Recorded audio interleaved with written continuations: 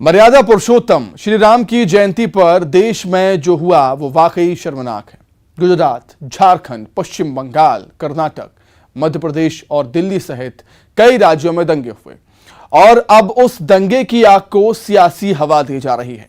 सवाल है कि दंगे पर दांव पेच क्यों? रिपोर्ट देखिए। कट्टरता कहीं नहीं छोड़ेगी। ऐसे लड़ेगा तो कैसे बढ़ेगा इंडिया। दंगा अपनी सियासत, अपना सच। देश के अंदर में ये जो घटनाएं घट रही है, पत्थरबाजी की, हिंदुओं के रामनवमी के जुलूस हो या जिस रूप में, ये संयोग नहीं, एक प्रयोग है।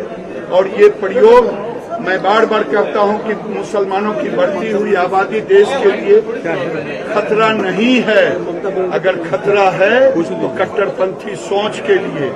बुजुर्ग महिलाओं को, 70 साल की महिलाओं को आप उनको मार के हाथ और पैर तोड़ देते हैं उनका, पुलिस तोड़ती है उनका।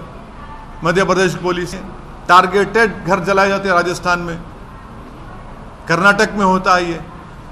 तो ये पूरे कंट्री में इतने 6-7 प्रदेशों में अगर हो रहा है तो ये देखिए, ये एक ऐसा नहीं है, पूरा प्लानिंग से हो रहा है ये।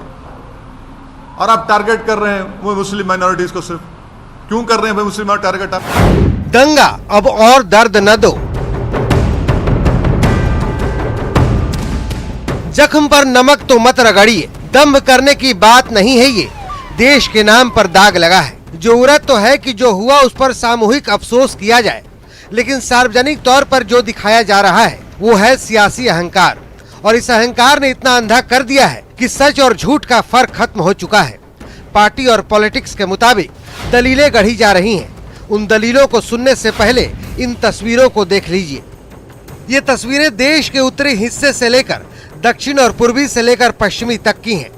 जगह बदल गई, राज्य के नाम बदल गए, लेकिन हरकतें बिल्कुल एक जैसी।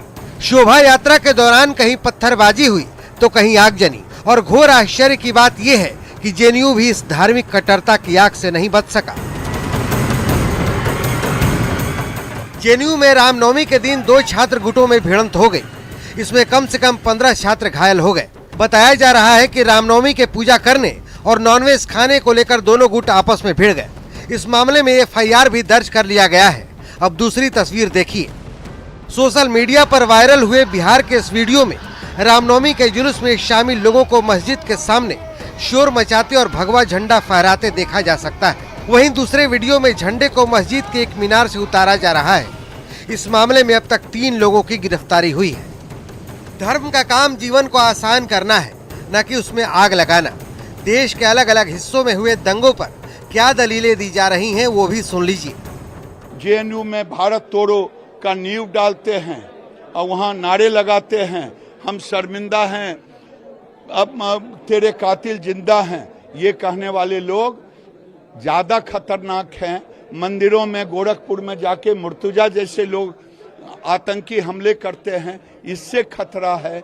शर्जिल इमाम जो कहता है भारत को तोड़ देंगे, इससे खतरा है। गोश्त नहीं खा सकते, सेकुलर स्टेट है क्या? फिर आप कानून बना लेते, फिर उसके ऊपर कहां पे रुकेगा बात? ये mob lynching, state sponsored violence, अब स्टेट कॉम्प्लिसिट वायलेंस और संघ परिवार लो इंटेंसिटी वायलेंस कर रही पूरे देश में। सवाल है कि दंगे पर भी दाव पेच क्यों और दंगे की जरूरत क्या पड़ गई? मुस्लिम धर्म के मुताबिक ये माह रमजान का है। इसमें इबादत की जाती है, बदी से तौबा किया जाता है, फिर पत्थर क्यों चले? वहीं दूसरी तरफ हिंदू समुदाय उस महामानव की वंदना कर रहा था जिसने मानवता कायम करने के लिए अनेक कष्ट उठाए। भला उस दिन किसी और को कष्ट क्यों देना? धर्म के नाम पर दोनों तरफ से दाग लगाए गए हैं और अब सियासत के नाम पर भड़काए जा रहे हैं, जबकि जरूरत है इस मनोवृत्ति का समूल विनाश करने की। Bureau report, news 18 network.